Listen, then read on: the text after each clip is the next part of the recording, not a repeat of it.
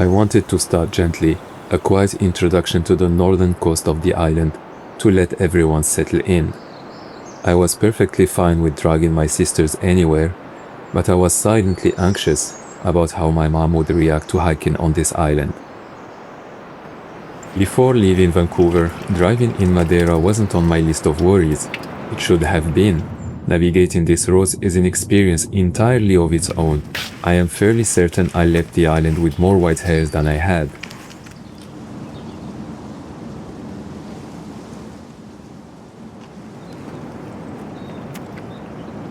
Incroyable.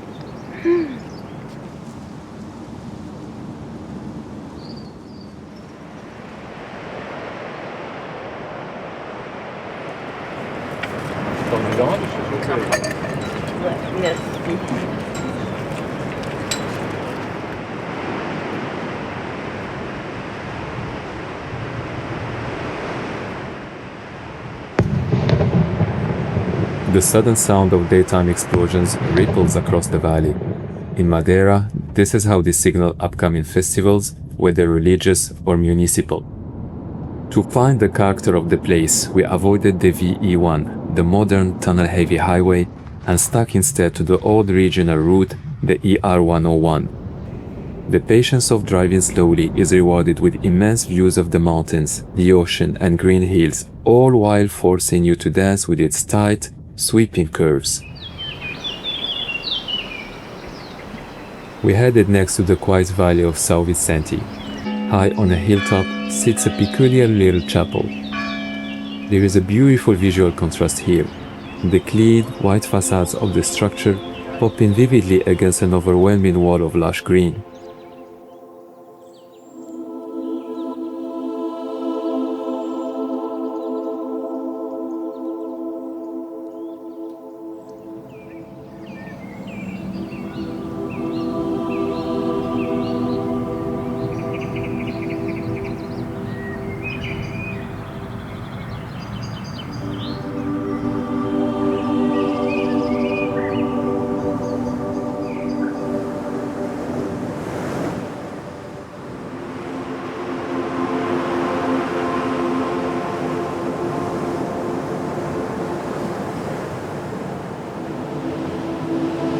We actually stopped here by mistake, having completely missed the parking turnout for Ribeira do Inferno.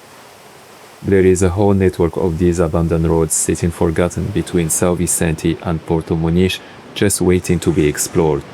You realize very quickly that the island is slowly, patiently taking back what initially belonged to her. We eventually found our way to Ribeira do Inferno, the river of hell. The name sounds menacing, but it's more related to the narrowness of the gorge and the echoing sound of the river. What surprised me the most was the isolation. We barely encountered a single soul here. For months, I had been worried about the reality of 3 million annual tourists visiting this small island. I expected crowds at every turn. It was a relief to uncover a space that still held its quiet.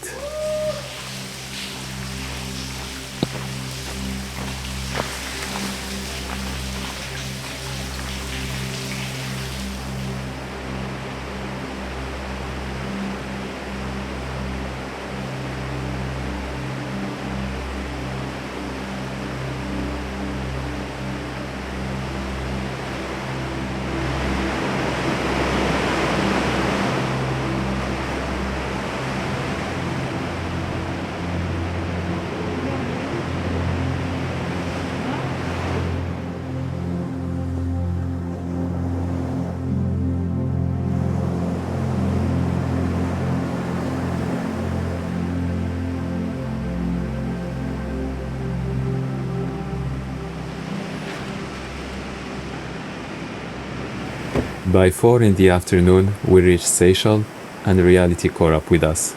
The parking was a chaotic puzzle. The crowds were here, drawn by the famous black sand.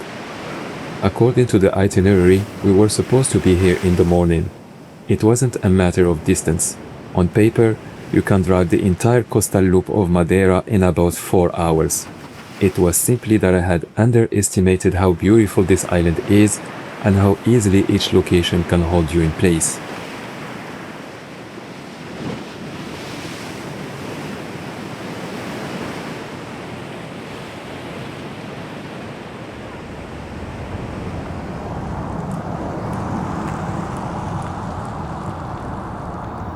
We left the crowds behind and drove further west, taking the short 10-minute walk out to the edge of the cliffs. We finished off the day with a horizon sunset.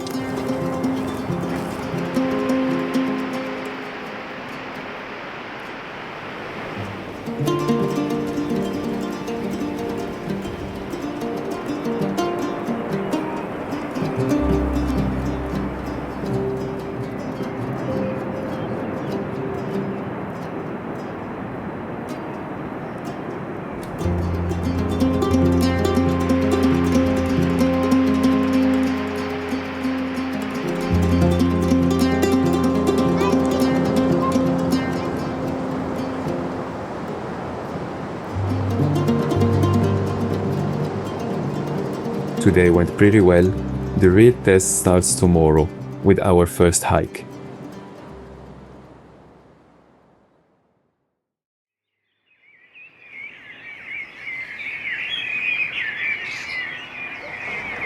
Today we do the Levada do Moinho hike. By 8 in the morning, there was already no parking left near the trailhead. My mom's fear of heights kicked in almost as soon as we started. I had never actually seen it at work before, simply because we had never done a hike like this as a family. We offered to backtrack and turn around, but she refused.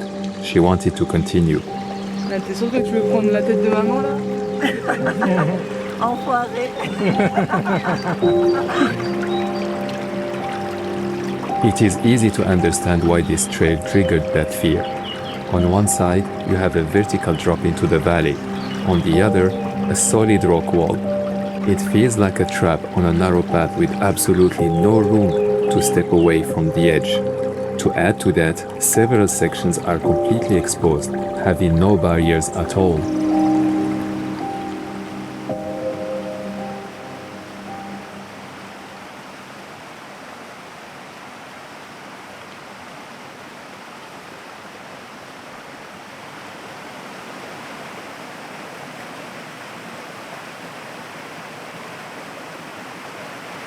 Moinho is a 10 kilometers loop trail.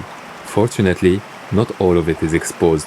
The lower section goes deeper into the valley floor, which wasn't much of an issue. Interestingly, there are two distinct hikes in Madeira with the exact same name. This one is located right here in Ponta do Sol. It is entirely free and doesn't require a booking. The other is the PR8 on the north coast near Porto Muniz, which requires a permit through the SIMplifica platform.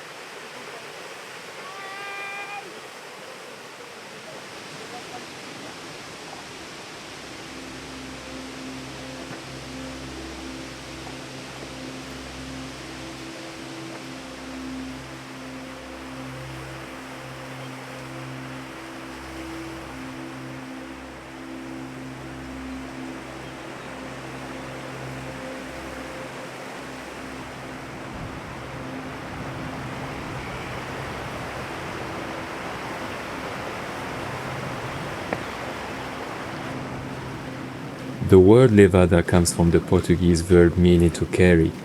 It refers to these man-made irrigation channels, which were originally dug to transport water from the rainy north to the dry south for drinking and agriculture. Today, they form an impressive 3,000-kilometer network spread across this small island.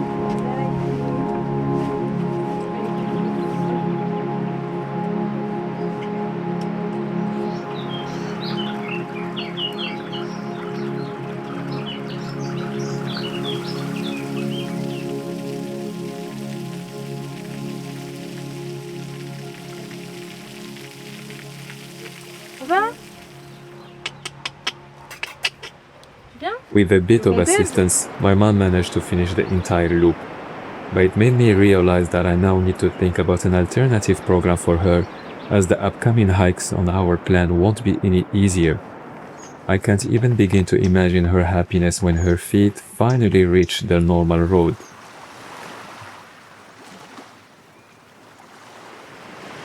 We finished off the day back at our base in Ponta do Sol for the sunset. Finding a spot to leave the car was just as chaotic as it had been in Seixal. 2 days in, and the island is already forcing us to rewrite our plans.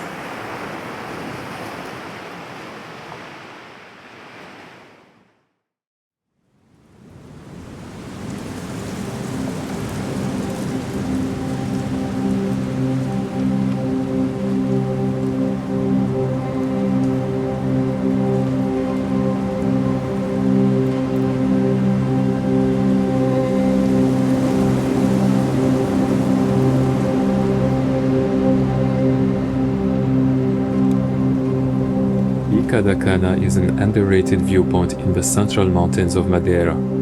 It is a great alternative to the crowded Pico do Arieiro for watching the sunrise above the clouds. Just behind the viewpoint, massive wind turbines sit among the laurel silva trees. They seem to live well together. A 20-minute drive from Bica da Cana brings you to the unique UNESCO World Heritage Site, the ancient Fanal forest. It's famous for its twisted laurel trees and grazing cows. It looks magical when wrapped in fog, but there was none when we arrived. I still liked it.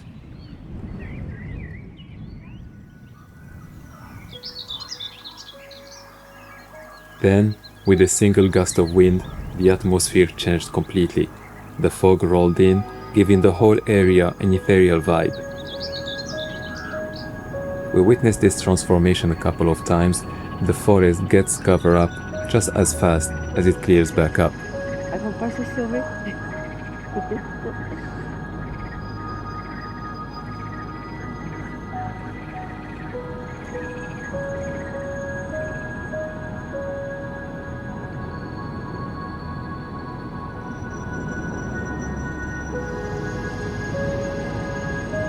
Some of these individual trees have grown untouched for 500 to 800 years. Yet, this ecosystem, which has existed for millions of years, struggles to survive 3 years of mass tourism. To save the forest from being destroyed by too much love, daily visitor limits have been put in place and fences have been erected to prevent root trampling and soil compaction.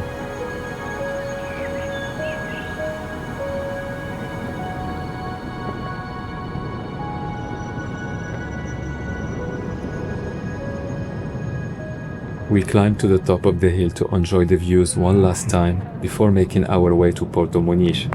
The main attraction here is the natural swimming pools formed by volcanic rocks. For a small fee, you can access the urbanized version, which offers safer swimming conditions, especially on a stormy day. But the water was a bit too cold to stay in for long.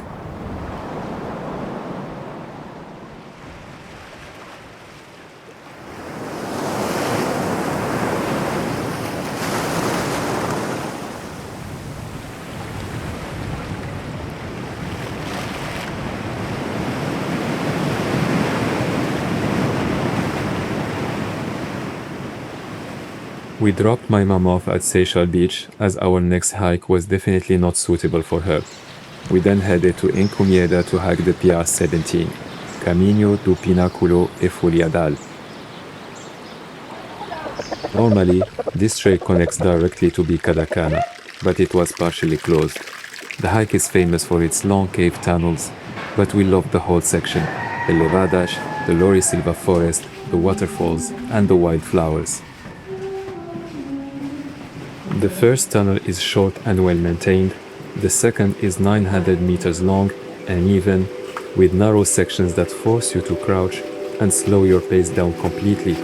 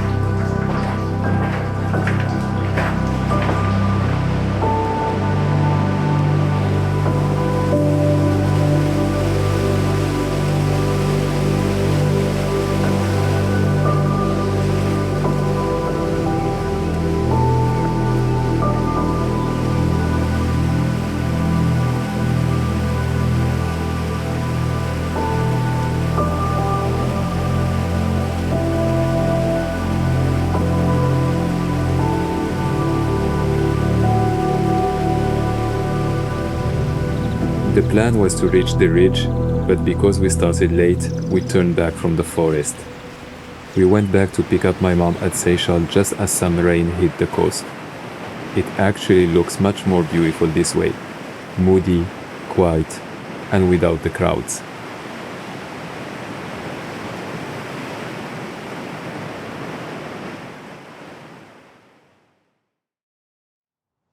Everything people associate with Madeira is stripped away at Ponta di São Lourenço. No dense forests, no green peaks, no rushing waterfalls. The PR8, also referred to as the Dragon's Tail hike, sits on the easternmost tip of the island. Hiking here feels like stepping onto a lunar landscape. It's raw, barren, and desert-like.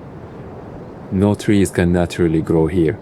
The peninsula is completely exposed to relentless, violent Atlantic winds, leaving only low-growing grasses and salt-resistant shrubs to survive in the rocky soil. The fear of heights returned on this trail. The crazy winds only increased my mom's anxiety, and she had to stop halfway. We found her a protected corner where she could enjoy the view while reading her book.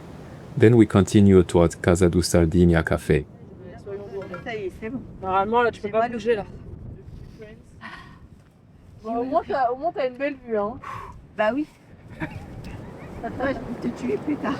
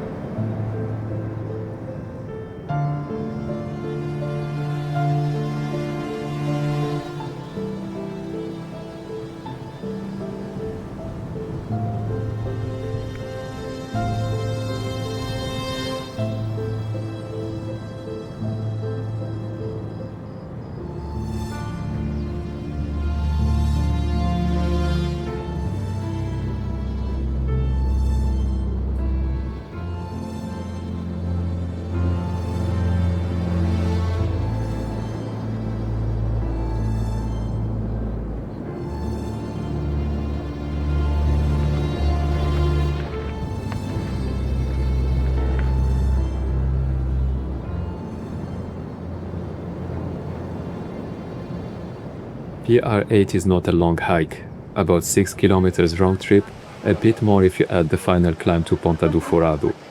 We stopped for a coffee break and apple tarts to replace lost calories before heading to our second hike of the day.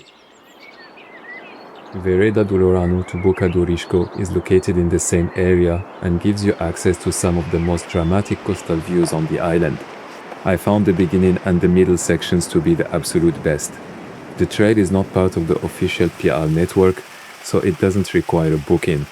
The path was not busy in the afternoon, we had it almost entirely to ourselves. Having quiet time on Madeira is still possible.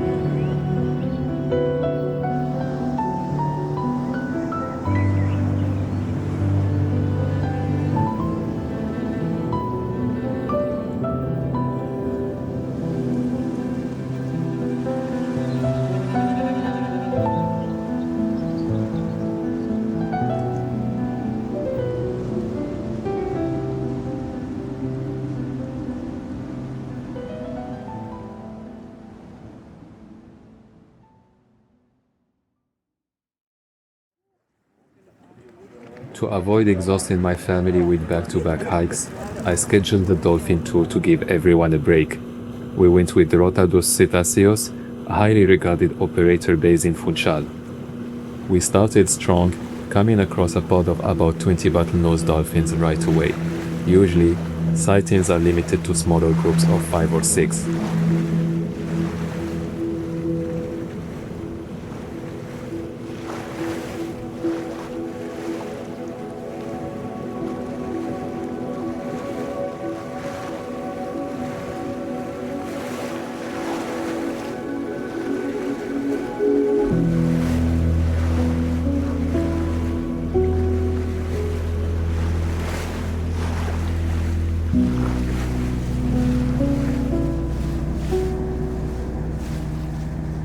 Their high success rate comes down to using land-based spotters equipped with binoculars on the cliffs.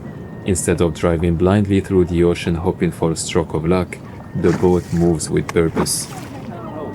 Our next stop brought us right into a feeding frenzy. We encountered the smaller, highly energetic Atlantic-spotted dolphins who loved showing off with spectacular leaps out of the water.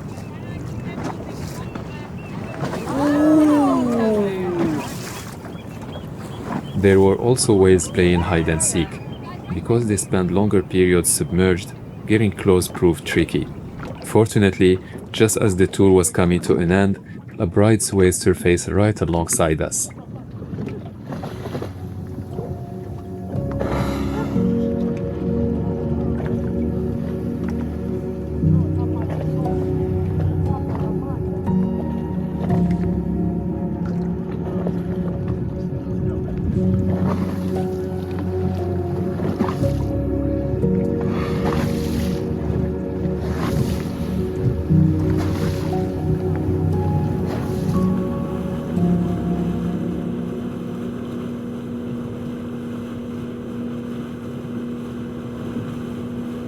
After 2.5 hours on the speedboat, we had a brief stroll just to relearn how to walk on solid ground.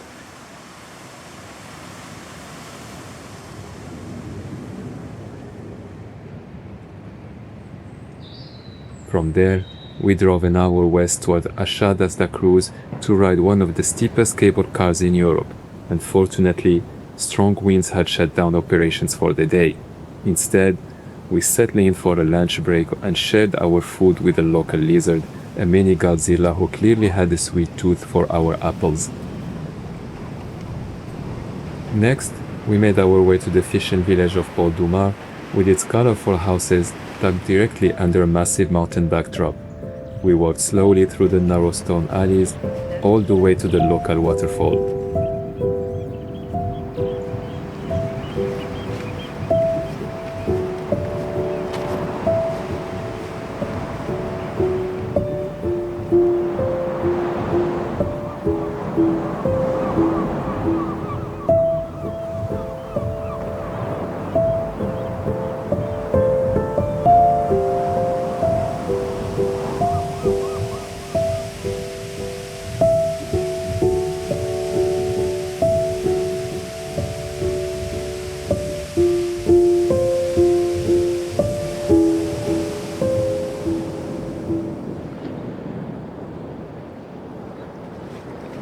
We ended the day exploring the banana terraces of Madeira do Mar.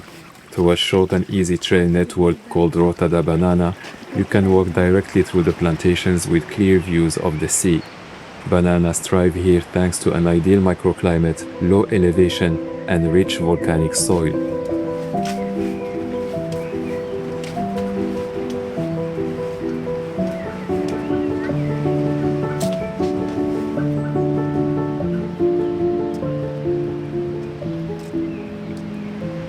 Today was a lighter, slower day, a necessary rest before waking up early for the most famous hike on the island, the PR8.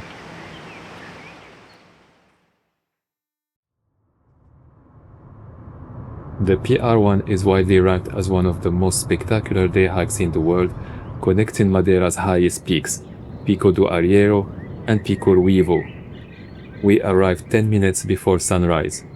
The police were already blocking access to the upper parking lot, forcing us down to the lower one, a 15-minute walk from the trailhead.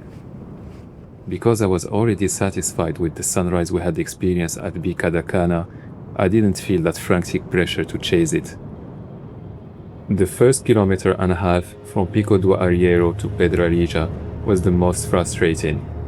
Thousands of visitors swarmed this short stretch just to catch the morning light. This section, so heavily hyped on social media, was actually the one I enjoyed the least at this time of the day. If I had a longer stay on the island, I would definitely come back to redo it at sunset instead.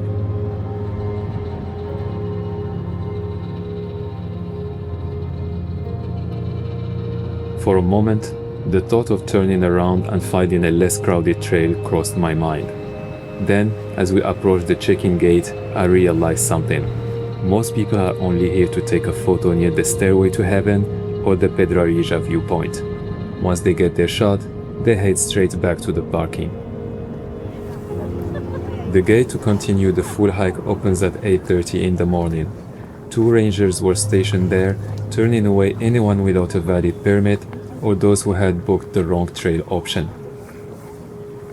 The moment you pass through that gate and step towards the tunnels, you enter a completely different world. The ambient noise fades away, leaving you with jaw-dropping panoramas and silent scenes floating above the clouds.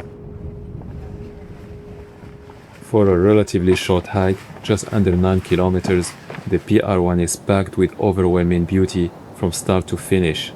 The hardest part was trying not to stop every few steps to set up the camera.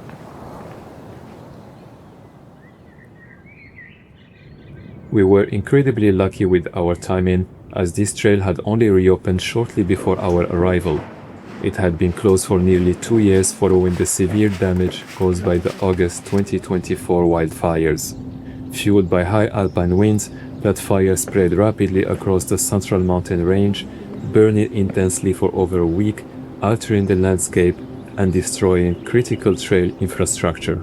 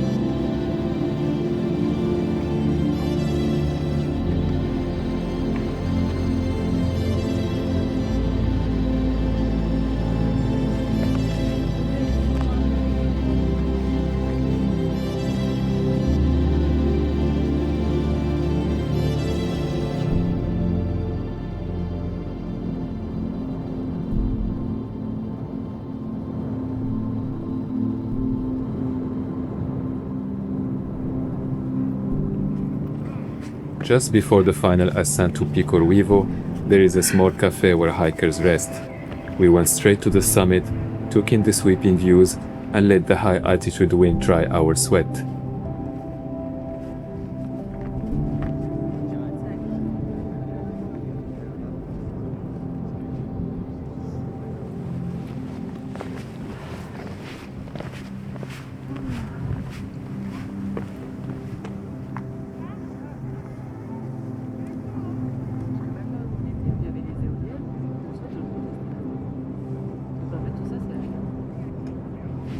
From there, we descended towards Achada do Teixeira.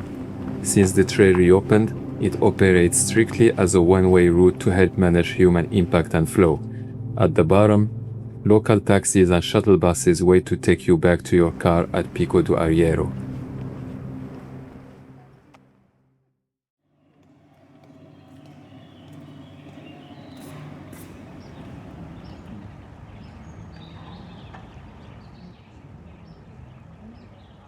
We began the morning at the Monte Palace Tropical Garden. It is such a beautiful and unique botanical garden that 3 hours flew by without us even realizing it. And we still didn't manage to cover it all.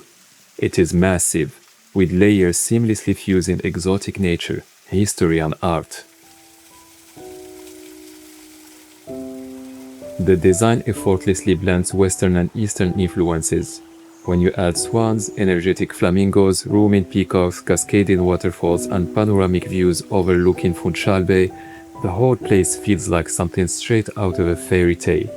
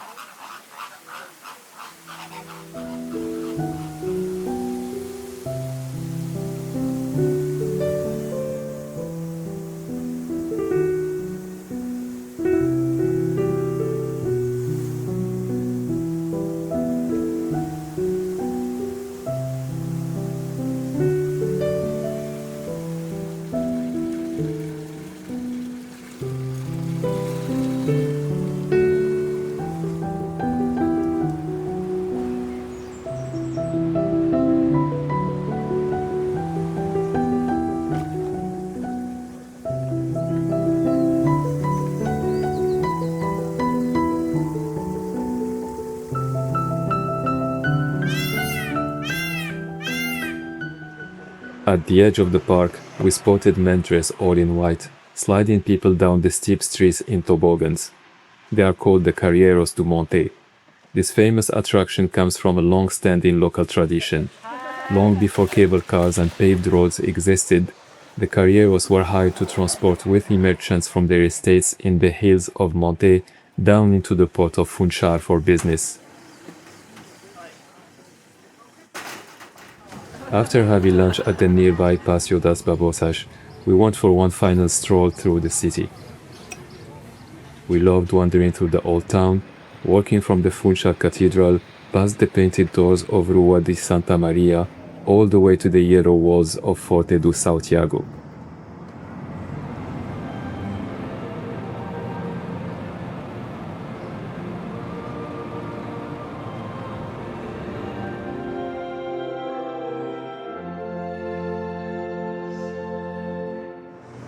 The reason I left Funchal for the end of the trip was simple: to keep a safety buffer in case we had to reschedule a hike due to bad weather or trail closure.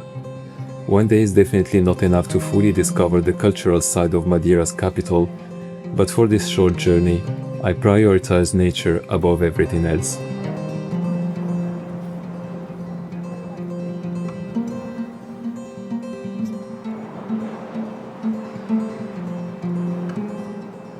To finish our day, we joined the crowds along Avenida do Mar for an open-air concert held as part of the Atlantic Festival. It marks the arrival of summer on the island and the end of our journey.